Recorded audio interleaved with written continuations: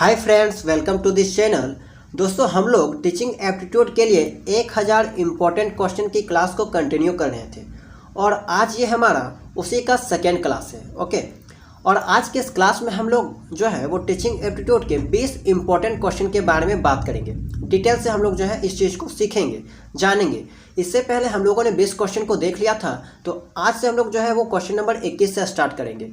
I hope कि आप लोगों ने पिछला क्लास को देख लिया होगा। ठीक है, अगर नहीं देखे हैं तो प्लीज़ प्लेलिस्ट में जाके उसे जो है वो देख लीजिएगा, आपके एग्जाम के लिए जो है बहुत इंपॉर्टेंट है। ओके, तो चलिए आज के क्लास को स्टार्ट करते हैं। दोस्तों, आज का पहला क्वेश्चन है कि अपने छात्रों को समझने के लिए शिक्षक को किस बात का ज्ञान होना चाहिए? बाल मनोविज्ञान, बालक कैसे सीखता है, बालक की अभिरुचियाँ और प्रवृत्तियाँ, और चौथा ऑप्शन है ये सभी। तो यहाँ पे इसका राइट आंसर हो जाएगा ये सभी। ठीक है, अगर टीचर अपने छात्र को समझना चाहता है तो शिक्षक को जो है इस बात का ज्ञान होना चाहिए कि उस बालक का मनोविज्ञान कैसा है।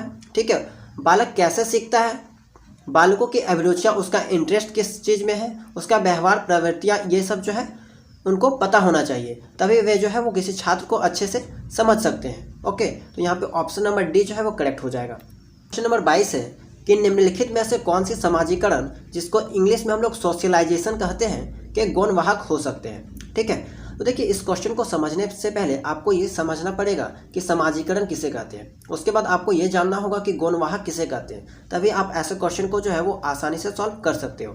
ठीक है, तो देखिए दोस्तों, समाजीकरण क्या होता है कि वह प्रक्रिया जिसके माध्यम से मनुष्य समाज के विभिन्न व्यवहार, रीति रिवाज, गतिविधियाँ इत्यादि को सीखता है। ठीक है, अगर कोई मनुष्य अपने समाज के विभिन्न गतिविधियों को सीख रहा है, उसके रीति रिवाज को सीख रहा है, उनके व्यवहार को सीख रहा है, तो यहाँ पे ये माना जाएगा कि उनका जो है वो समाजीकरण हो रहा है। समाजीकरण का मतलब वह समाज के अनुरूप ढल जाना। ओके, समाजीकरण यहाँ पे कहलाएगा।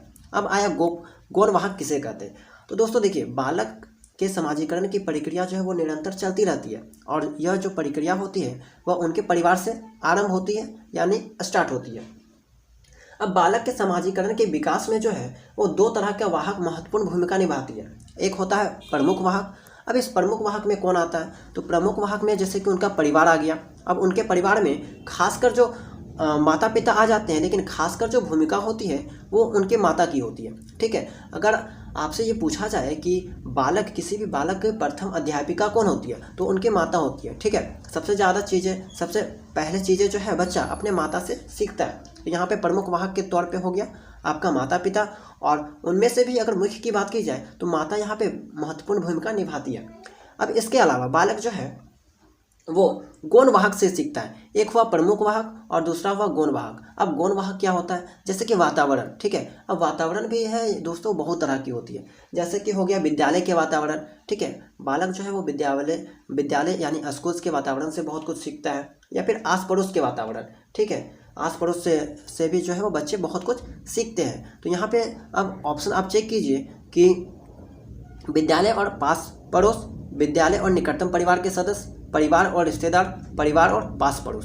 तो यहाँ पे आपका जो है राइट आंसर हो जाएगा ऑप्शन नंबर ए, विद्यालय और पास पड़ोस। ठीक है, निम्नलिखित में से कौन से समाजीकरण के गौण वाहक के बारे में पूछा गया? गौण वाहक तो हम बताएं आपको, गौण वाहक जो होता है एक तरह का वातावरण होता है, और इस वातावरण में जो है वो दो चीज़ें आ सकती है।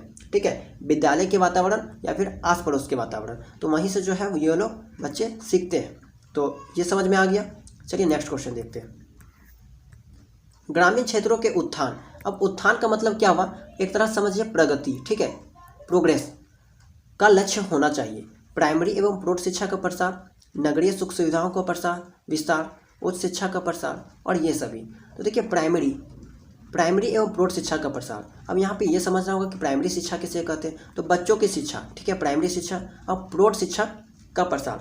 अब देखिए बहुत से ऐसे स्टूडेंट होंगे जिनको प्रौढ़ का मतलब ना समझ में आ रहा होगा। ठीक है, तो 30 से 50 वर्ष की अवस्था वाले स्त्री या पुरुष जो है वो प्रौढ़ कहलाते हैं।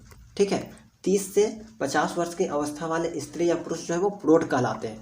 अब आप समझिए कि प्रौढ़ शिक्षा किसे कहते हैं? ठीक है, तो ऐसे निरक्षर या अशिक्षित लोगों को शिक्षण देना, उन्हें साक्षर बनाना प्रौढ़ शिक्षा कहलाता है। ठीक है, यानी कि प्रौढ़ लोगों को शिक्षा देना, साक्षर बनाना, यहाँ पे जो है वो प्रौढ़ शिक्षा कहलाएगा।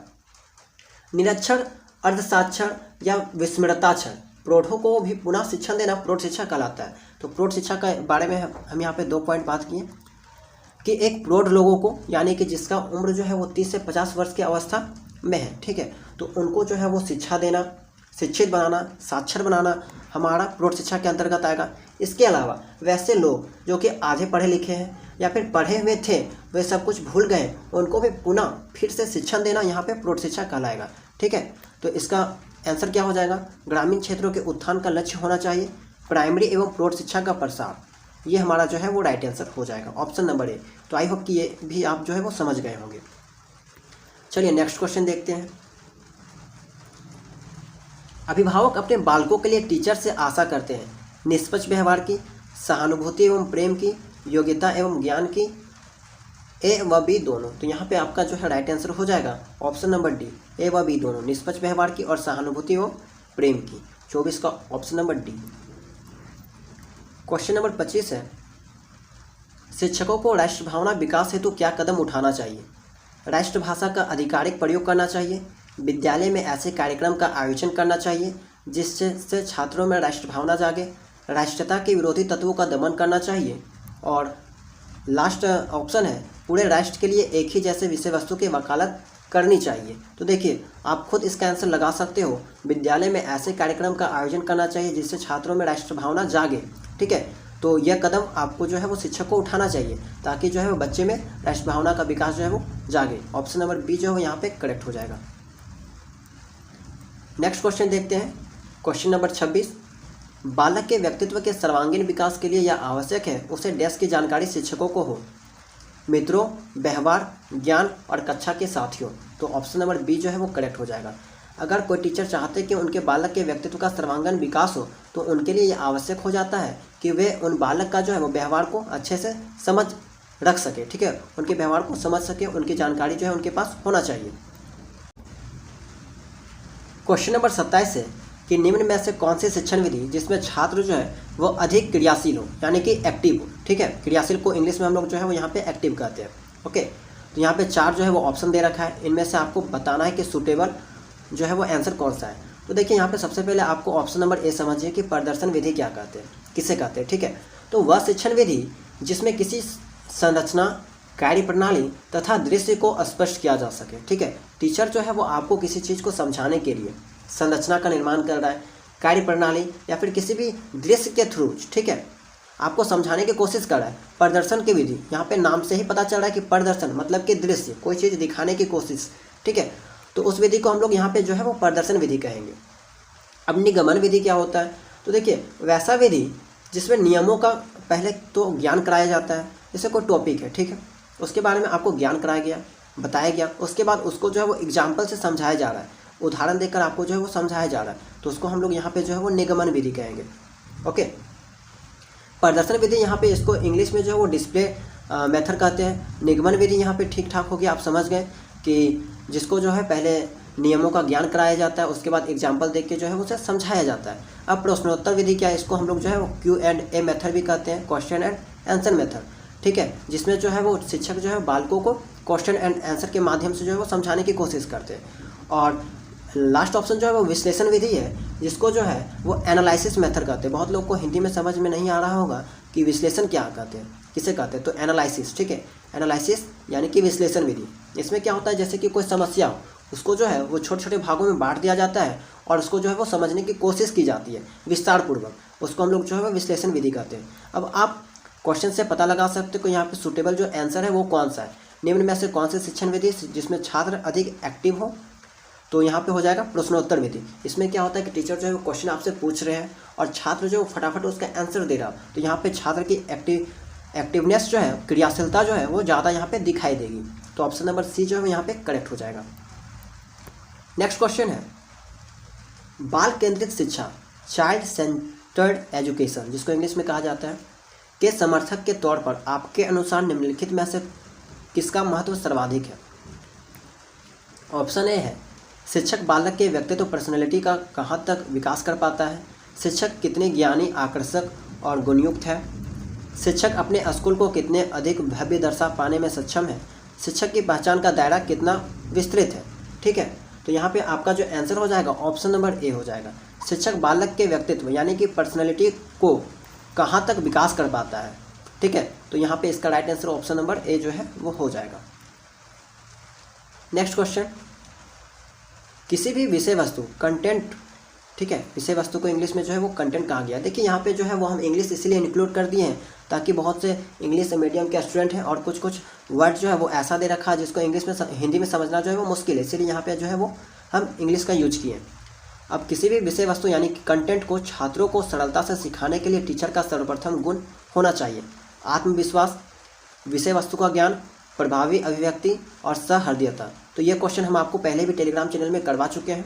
ठीक है दोस्तों, अगर आप टेलीग्राम चैनल से नहीं जुड़े हैं तो जुड़ जाइएगा, उसका लिंक जो है वो डिस्क्रिप्शन बॉक्स में हम लोग जो है वो प्रोवाइड करवा देंगे। ओके, और अगर चैनल में नए हैं तो चैनल को सब्सक्राइब भी जरूर कर लीजिएगा। तो चलिए इसका आंसर देखते हैं।